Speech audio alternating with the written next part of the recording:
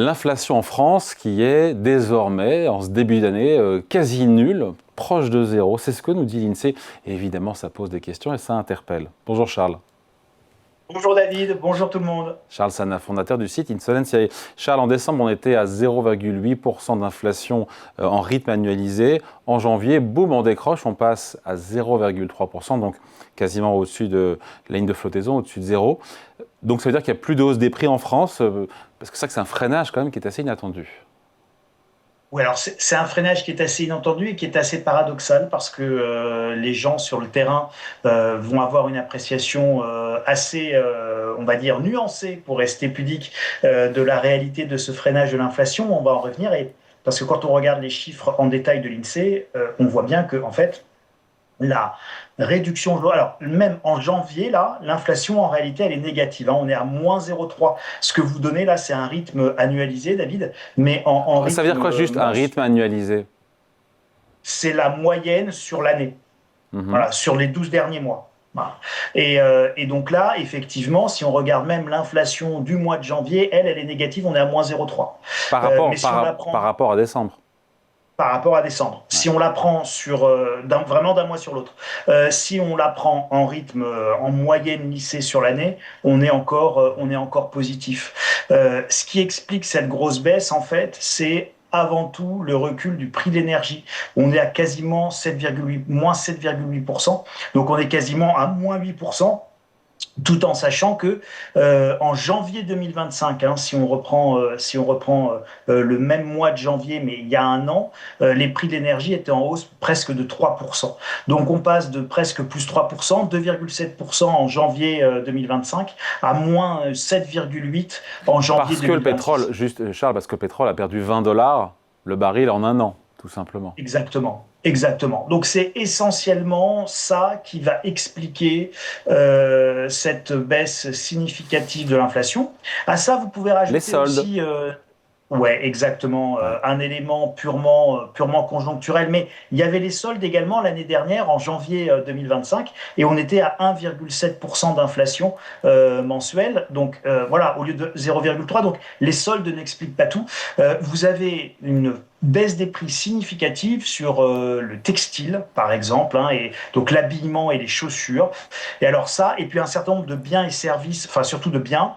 Et ça, il faut y voir un effet Donald Trump, c'est-à-dire que tous les excédents de production chinoise viennent se déverser en Europe, et notamment en France, et donc ça va venir peser sur les prix de ce type de produits. On va dire, allez, tout ce qui est made in China, en gros, ça coûte un petit peu moins cher que l'année dernière. Merci, tonton Donald, en mettant des droits de douane importants aux États-Unis. Eh bien, nous, on peut acheter nos chinoiseries beaucoup moins cher. Donc, ça pèse également sur l'inflation.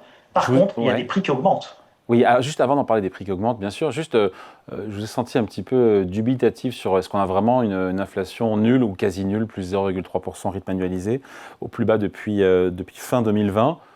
On y croit, on n'y croit pas, ce sont les statistiques officielles, vous les remettez en cause?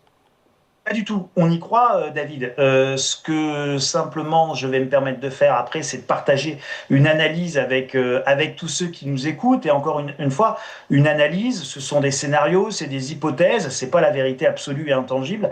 Mais je vais y revenir. Juste avant, beaucoup de ceux qui nous écoutent doivent avoir une vision un petit peu plus nuancée de cette baisse de l'inflation. Elle est tout à fait réelle, hein. Les stats ne mentent pas. Après, on peut critiquer la pondération de telle et telle catégorie dans le panier, etc., etc. Mais globalement, la tendance, elle est effectivement là. Mais je pense qu'elle est très momentanée et très passagère et qu'elle ne présage pas du tout de la performance de l'inflation dans les mois qui viennent. Alors, ce qui monte, par exemple, c'est tout ce qui est alimentaire, ce qui fait que ça, nous, les Français, enfin voilà, on mange, hein, donc on fait nos courses tous les jours. Et là, vous n'avez pas de baisse des prix. Et si je vous fais la comparaison, janvier 2025, janvier 2026, elle accélère l'inflation alimentaire. On est à 0,1 sur l'alimentation en général, on est à 1,9 en 26. On est sur les produits frais à plus 0,3 en janvier 25.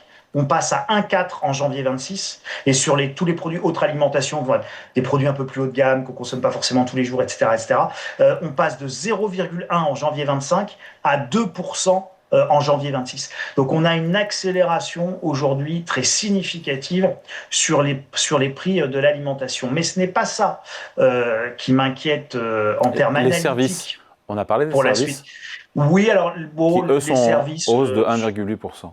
ouais, ça m'inquiète pas plus que ça non plus, Alors, qu'est-ce qui vous David. inquiète? Ce qui m'inquiète, c'est le mouvement que nous avons eu aujourd'hui sur les métaux, hein. Vous avez suivi, vous avez chroniqué, vous avez regardé ce qui s'était passé sur les métaux précieux. Alors évidemment, en tête de gondole, le métal jaune, l'or, et puis le métal, le silver, le métal argenté. Mais derrière, c'est un mouvement complètement général sur l'ensemble des matières premières. Vous êtes au courant que vous ajoutez le cuivre, le palladium, etc. Vous êtes au courant que Donald Trump, hier ou avant-hier, je ne sais plus, a annoncé la mise en place d'une réserve stratégique de terres rares et de métaux critiques pour l'industrie américaine, avec un fonds de 12 milliards de dollars. L'Europe qui risque d'emboîter le pas, donc tout ça, quand tout le monde veut stocker au même moment des choses que tout le monde s'arrache, ben évidemment, ça fait encore plus monter les prix.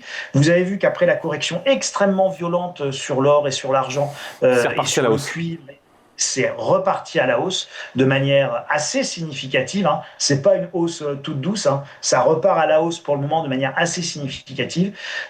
Donc, je pense, si vous voulez, que ces hausses sur les matières premières, sur les métaux précieux, nous préparent et nous annonce en fait une hausse, un deuxième tour d'inflation et une hausse de notre inflation. Alors est-ce que ça va arriver dans 6 mois ou dans un an? Pour le moment, je n'ai pas suffisamment d'éléments pour affiner cette analyse, un petit peu contrarienne, je vous l'avoue, mais je reste persuadé qu'il faut surveiller l'inflation comme le lait sur le feu. On a vraiment des éléments inflationnistes très significatifs à l'œuvre. Donc, la démondialisation initiée par Donald Trump, elle est loin d'être finie. Les droits de douane, vous voyez qu'il les dégaine tous les 4 matins, donc c'est loin d'être terminé.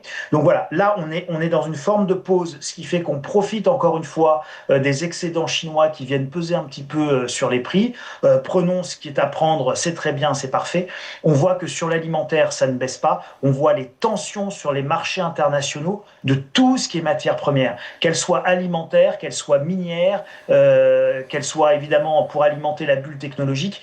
On est en train de s'arracher les matières premières dans un monde en raréfaction, et ça c'est profondément inflationniste, David, même si là pour le moment Oui, on a une petite oui. pause. Voilà. Et pour le moment, c'est une bonne nouvelle, super nouvelle pour le pouvoir d'achat des Français d'avoir une inflation qui est quasi nulle, pour le coup. Oui, alors super nouvelle, Bonne David. nouvelle. Moi, vous savez, je préfère avoir je préfère avoir 5% d'inflation avec 10% d'augmentation de salaire chaque année, hein. Donc l'inflation et le pouvoir d'achat, il faut toujours le raisonner En net.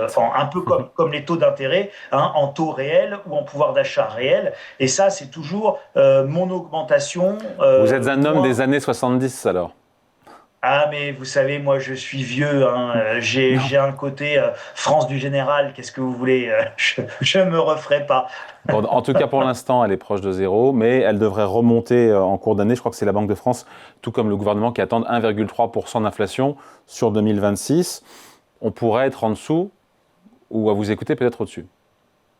Je crains qu'on termine au-dessus pour des raisons qui seront évidemment indépendantes totalement de la volonté ou de la non-volonté du gouvernement actuel et des gouvernements futurs.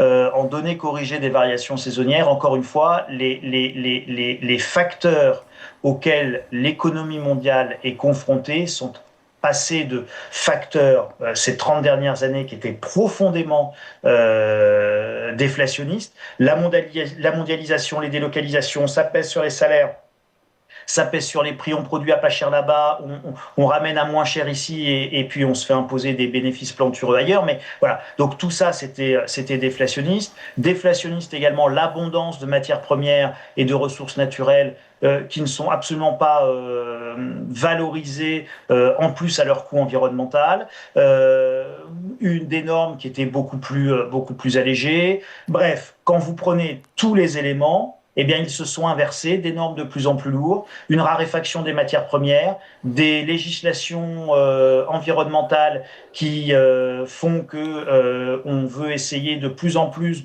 d'incorporer le coût environnemental dans le coût des matières premières et dans le coût industriel. Évidemment, la mondialisation qui laisse place plutôt à la démondialisation. Voilà, donc on a complètement inversé les facteurs qui avaient permis la déflation et enfin la désinflation plutôt, et le ralentissement de l'inflation, la maîtrise de l'inflation ces 30 dernières années. Ils viennent d'être complètement inversés. Donc, on peut raisonnablement penser que la tendance est plutôt inflationniste sur les facteurs de fond. Last but not least, David, évidemment, les facteurs monétaires, d'endettement. Et plus on imprime de monnaie, plus évidemment, chaque unité de monnaie vaut moins. Et quand on est surendetté, la tentation est très grande de monétiser cette dette, c'est-à-dire de faire racheter par ces banques centrales en imprimant avec de la monnaie que l'on n'a pas. Et vous assistez à quoi? Eh bien, vous assistez à l'envolée des métaux précieux, qui n'est rien d'autre qu'en réalité non pas l'éclatement ou une formation de bulles sur les métaux précieux, mais l'éclatement de la bulle monétaire. Et c'est infiniment plus grave. Et c'est bien plus inflationniste qu'encore tout ce que je viens de vous citer auparavant. Voilà, mais en attendant, l'inflation est proche de zéro en France. D'ailleurs, l'inflation en France est la plus faible de la zone euro. Merci beaucoup, Charles Sana, fondateur du site Insolentiae. Merci Charles, ciao. Merci David, merci à tous, bonne semaine. Enfin, bah non, on n'est plus lundi. Bah oui.